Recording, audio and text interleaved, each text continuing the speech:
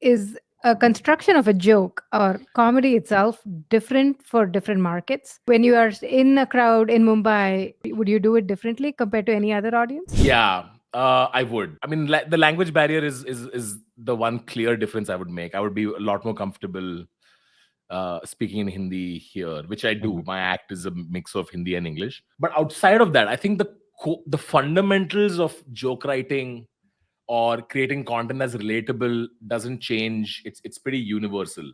Right. Fundamentally, if you're able to surprise an audience at the end of a sentence, no matter in what language, you're going to make them laugh. It's puppetry of your brain. It's Got it. management of expectation and beating it. It's Got it. playing with anticipation. It's playing with silences. So the fun principles don't change. The subjects that you speak about could be different depending on where Right. you go. The audience.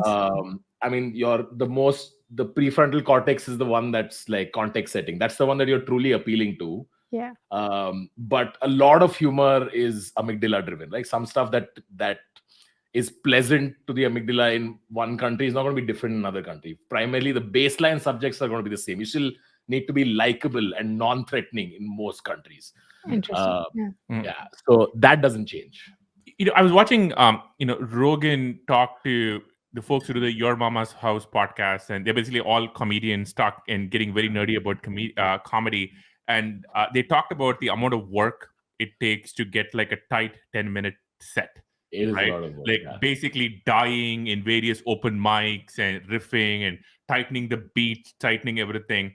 And one of the things that is interesting about what you do is you exist in various modalities, right? You're doing stand up, right? Which you've rehearsed and, you have the set, the audience. It's like pro wrestling. It's like, what you're doing. You exist in these semi-scripted environments. You're on TV, which we're going to talk about, and various kinds. Then you exist on a lot on live stream where you're reacting. I am curious about how similar are the skills and preparation and how different are they for each modality? Man, that's super interesting. Um, First of all, again, I come back to the principles of making content, whether it's live, whether it's improvising something, whether it's scripted, whether it's stand up, the core principles remain the same.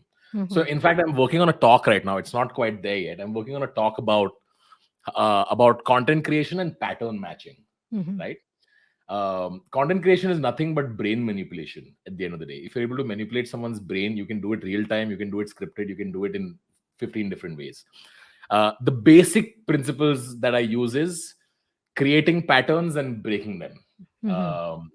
For example, what does Mr. Beast do? Mr. Beast creates a pattern by saying one person is going to win this island out of 100, right? So there's a certain expectation that is set, and then every few minutes he's going to break it. There'll be a surprise wild thing. Some person gets eliminated for a reason you didn't think. A new person shows up. It's just creating an expectation and constantly surprising you. When I would live stream, I would probably know that, okay, if I want to keep this interesting, I need to get the audience to watch till the end. Same way like a regular video would.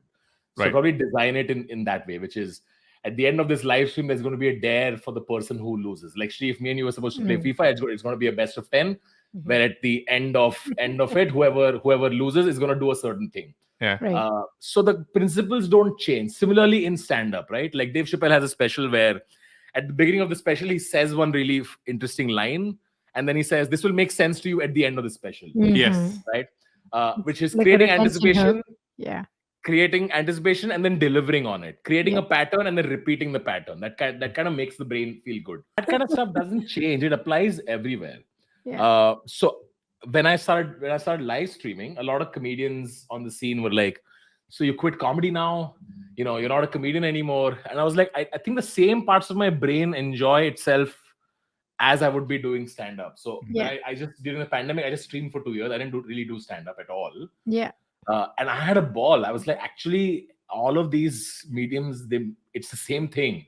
It's just there's some sense of purity attached to one person being on stage. Whereas I'm like, streaming is the same thing, but there's 100,000 people there. Subscribe to the YouTube channel, The Good Time Show by Aarti and Shriram.